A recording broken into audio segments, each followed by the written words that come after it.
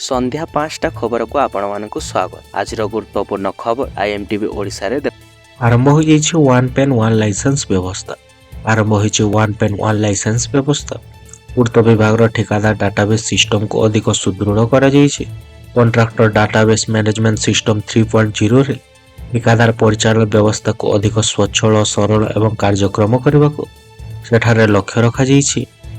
पूर्त विभाग व्यतीत जल संपद गृह नगर उन्नयन ग्राम उन्नयन एवं पंचायती राज विभाग यह व्यवस्था मध्य अपनाई नहीं पारिबे।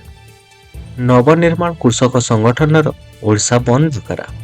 राज्य में धान बिक्री रे अव्यवस्था स्मार्ट मीटर नाम डाटा पावर शोषण एवं परिवहन क्षेत्र मात्राधिक अधिक जरिमाना आदाय प्रतिवाद रे नवनिर्माण कृषक संगठन पक्षर दि 8 घंटिया बंद डाकरा।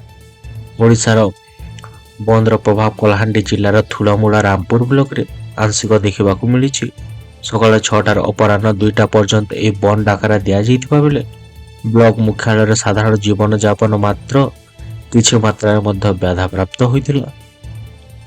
मृतकों नाँ चाउल उठाई व्यक्ति मानक बड़ा तागिद करिसेंती जोगाण मंत्री। मृतकों नाँ चाउल उठाई व्यक्ति को बड़ा तागिद करिसेंती जोगाण मंत्री। मृतकों नाँ चाउल उठाई एक्शन हेबो बोली कहिसेंती कृष्णचंद्र पात्र। मृत व्यक्ति नाँ जेतकी चाउल उठाଯିबो 1.5 गुणा अधिक आदाय हेबो बोली कहुଯାଇଛି। जो मैंने मृत व्यक्ति नाँ चाउल उठाई धरा पड़े सरकार क्षतिपूरण आदाय करेंगे। केवाईसी 6,95,000 ऊर्ध्व हिताधिकारी मृत हिताधिकारी चिन्हट होती। राउरकेला 844 कोटी टंकार भेटी बंपर निजुक्ति सृष्टि हेब कहते मुख्यमंत्री। राउरकेला एंटरप्राइज ओडिशार रजत जयंती संस्करण उद्घाटन कर मुख्यमंत्री मोहन चरण माझी। राउरकेला गस्त समय मुख्यमंत्री आज बड़ घोषणा करछंती से 8,844 कोटी 20टी प्रकल्पर उद्घाटन एवं शिलान्यास करथिले। 86,032 चाकरी सृष्टि हेब बोली मुख्यमंत्री मध्य कहिसेंती। 22टी एमओ एवं 5टी निवेश प्रस्ताव रे 52,026 कोटी टंका लक्ष्य रखा जाइछि। 20,427 चाकरी संभावना नहीं मोहन माझी मध्य घोषणा करछंती। नवीन को भेटिबे पीसीसी सभापति भक्त दास। राज्यसभा निर्वाचन ने नवीन को कोर्ट को बल फिंगिछंती पीसीसी सभापति भक्त दास। से कहते मिसिकी आलोचना करबा पय मु समय मागिछि हेबारे प्रथम सप्ताह आलोचना हेबो। से कहू कहू एई भितरी कथा मध्य कहि दैछंती।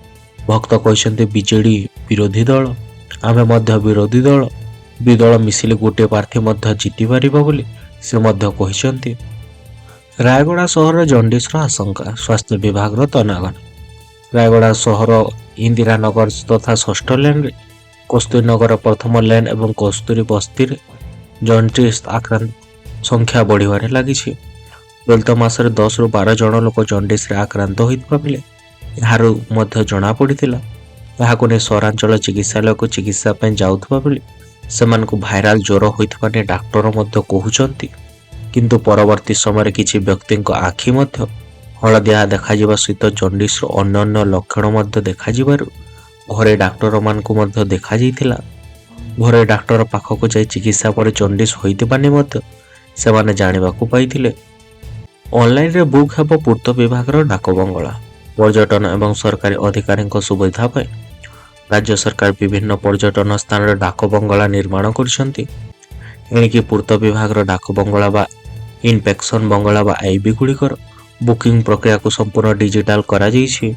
पूर्त मंत्री तथा पृथ्वीराज हरिचंदन एथिपाई स्वतंत्र पोर्टाल बा ईआईबी रो मध्य शुभारंभ करछंती। खंडगिरी यात्रार महासमर कमिला सीट संख्या। खंडगिरी कुंभ मेला रे प्रथम पर्यायर 4टी यात्रा अनुष्ठान यात्रा महासमर को ओह्लाइथिबा बेले दर्शकों प्रबल भिड़ देखा मिलिथिला। इंदिरा सांस्कृतिक पर्यटन पक्षर यात्रा तथा सिंह बाहिनीर नाटक रूमो बजरंगी बेस मनोरंजन करिथिला। सनातन सेवा समिति पक्षर कोणार्कर गणनाटक तू बोधे मो भाग्य ना दर्शकों को भाव विबल कर देथिला। बढ़िबो बाबूंको आर्थिक क्षमता सरकारी योजनार रॉकेट बेगरे हेबो गति। राज्य सरकार को अधिक दक्ष एवं गतिशील करने सरकार गुरुत्वपूर्ण चेष्टा कार्यरत करुछन्ते। 2026 मे 28 रे प्रशासनिक क्षमता परिवर्तन करा जाइथिबा बेले एबे अर्थ परामर्शदाता ସମେତ ବିଭାଗୀୟ ସଚିବ ଓ ମନ୍ତ୍ରୀଙ୍କ ଆର୍ଥିକ କ୍ଷମତା ମଧ୍ୟ ବୃଦ୍ଧି କରାଯାଉଛି, ଯାହାଫଳରେ ସରକାରୀ ଯୋଜନା ରକେଟ୍ ବେଗରେ ଅନୁମୋଦନ ହୋଇପାରିବ। ଏହାକୁ ନେଇ ଅର୍ଥ ବିଭାଗ ପକ୍ଷରୁ ପ୍ରକ୍ରିୟା ମଧ୍ୟ ଆରମ୍ଭ ହୋଇଯାଇଛି। ପ୍ରତିଶ୍ରୁତି ପାଳନ କରୁନାହିଁ ଉତ୍କଳ ଆଲୁମିନା, 0.01 ସେୟାର ଦାବି ପାଇଁ ବିସ୍ଥାପିତ। ବକ୍ସାଇଟ୍ ଖୋଳିବା ରାୟଗଡ଼ା ଜିଲ୍ଲାର କାଶୀପୁର ବ୍ଲକ ବିଶ୍ୱରେ ଏକ ସ୍ୱତନ୍ତ୍ର ପରିଚୟ ସୃଷ୍ଟି କରିପାରିଛି। ବ୍ଲକରେ ରହିଥିବା ବାଫିମାଳି, ସୋମଳାପାଳି, ସିଜିପାଳି, କୁଙ୍ଗିଡ଼ାମାଳି ସମେତ ପ୍ରାୟ ପର୍ବତମାଳାରେ ରହିଛି ମୂଲ୍ୟବାନ ବକ୍ସାଇଟ୍। ସେଥିରୁ ବାଫିମାଳିରୁ ଉତ୍କଳ ଆଲୁମିନା ଖନନ କରିବା ସହିତ ସେଠାରେ କାରଖାନା ମଧ୍ୟ ପ୍ରତିଷ୍ଠା କରିଛି। ହେଲେ ଦୀର୍ଘ 18 ବର୍ଷରୁ ଉର୍ଦ୍ଧ୍ୱ ବିତି ଯାଇଥିଲେ ମଧ୍ୟ ଆଜି ମଧ୍ୟ ସେଠାକାର ପ୍ରଭାବିତ ଅଞ୍ଚଳବାସୀ ଶିକ୍ଷା, ସ୍ୱାସ୍ଥ୍ୟ, ଗମନାଗମନ, ବାସଗୃହ ଏବଂ ବିଶୁଦ୍ଧ ପାନୀୟ ଜଳରୁ ମଧ୍ୟ ସେମାନେ ବଞ୍ଚିତ ରହୁଛନ୍ତି। ପୁଣି ମିସାଇଲ ପରୀକ୍ଷା କଲା ଉତ୍ତର କୋରିଆ, ବଢ଼ିଯାଇଛି ଏବେ ଦୁଇ ଦେଶର ଚିନ୍ତା। ପୁଣି ଚିନ୍ତା ବଢ଼ାଇ ଦେଇଛି ଉତ୍ତର କୋରିଆ। ସମୁଦ୍ରରେ ମିସାଇଲ ପରୀକ୍ଷଣ କରି ଉତ୍ତେଜନାକୁ ଆହୁରି ବୃଦ୍ଧି କରିଛି। ଉତ୍ତର କୋରିଆ ସମୁଦ୍ର ଆଡ଼କୁ ଏକ ସନ୍ଦିଗ୍ଧ ବାଲାଷ୍ଟିକ୍ ମିସାଇଲ ମଧ୍ୟ ନିକ୍ଷେପ କରିଛି, ଯାହାକୁ ନେଇ ପଡ଼ୋଶୀ ଦେଶ ଜାପାନ ଏବଂ ଦକ୍ଷିଣ କୋରିଆ ଏବେ ଚିନ୍ତା ପ୍ରକାଶ କରିଛନ୍ତି। ଜାପାନର ପ୍ରଧାନମନ୍ତ୍ରୀଙ୍କ କାର୍ଯ୍ୟାଳୟ ଏବଂ ପ୍ରତିରକ୍ଷା ମନ୍ତ୍ରାଳୟ କହିଛନ୍ତି ଯେ ଉତ୍ତର କୋରିଆର ସମ୍ଭାବ୍ୟ ବାଲିଷ୍ଟିକ୍ କ୍ଷେପଣାସ୍ତ୍ର ମଧ୍ୟ ନିକ୍ଷେପ କରାଯାଉଛି। ହାମାସର ସହିତ ସମ୍ପର୍କ ଥିବା କହିଛନ୍ତି ଲସ୍କର-ଇ ତୋଇବା। ପାକିସ୍ତାନ ସ୍ଥିତ ଆତଙ୍କବାଦୀ ସଂଗଠନ ଲସ୍କର-ଇ ତୋଇବା ଏବଂ ପାଲେସ୍ତାଇନ ଆତଙ୍କବାଦୀ ସଂଗଠନ ହମାସ ମଧ୍ୟରେ ସମ୍ପର୍କ ଥିବା ଅନେକ ଦିନ ହେଲା ଚର୍ଚ୍ଚା ହୋଇ ଆସୁଥିଲା। ଲସ୍କରର ଜଣେ ବରିଷ୍ଠ କମାଣ୍ଡର ସର୍ବସାଧାରଣରେ ଲସ୍କରର ଜଣେ ସମ୍ପର୍କକୁ ମଧ୍ୟ ସେ ସ୍ୱୀକାର କରିଛନ୍ତି। ଲସ୍କର ଏବଂ ହମାସର ଶୀର୍ଷ ନେତୃତ୍ୱଙ୍କ ମଧ୍ୟରେ ବୈଠକ କଥାକୁ ମଧ୍ୟ ସେ ସ୍ୱୀକାର କରିଛନ୍ତି। ଆମେରିକା ଦ୍ୱାରା ଉଭୟ ଲସ୍କର ଏବଂ ହମାସ ଆତଙ୍କବାଦୀ ସଂଗଠନ ଘୋଷିତ ହୋଇଥିବା ବେଳେ ଏବେ ସେମାନଙ୍କ ମଧ୍ୟରେ ସହଯୋଗ ବିସ୍ତାର ଭାରତ ସମେତ ବିଶ୍ୱ ସ୍ତରରେ ଏବେ ଚିନ୍ତାର ମଧ୍ୟ କାରଣ ପାଲଟି ଯାଇଛି। ଉତ୍ତେଜନା ମଧ୍ୟରେ ଟ୍ରମ୍ପଙ୍କୁ ଫୋନ୍ କରିଛନ୍ତି କାନାଡାର ପ୍ରଧାନମନ୍ତ୍ରୀ। ଆମେରିକା ଏବଂ କାନାଡା ମଧ୍ୟରେ ଉତ୍ତେଜନା ଲାଗି ରହିଛି। ଏହା ସୁଇଜରଲ୍ୟାଣ୍ଡର ଡାଭୋସରେ ଅନୁଷ୍ଠିତ ବିଶ୍ୱ ଅର୍ଥନୈତିକ ଫୋରମରେ ଏବେ ସାମ୍ନାକୁ ଆସିଥିଲା।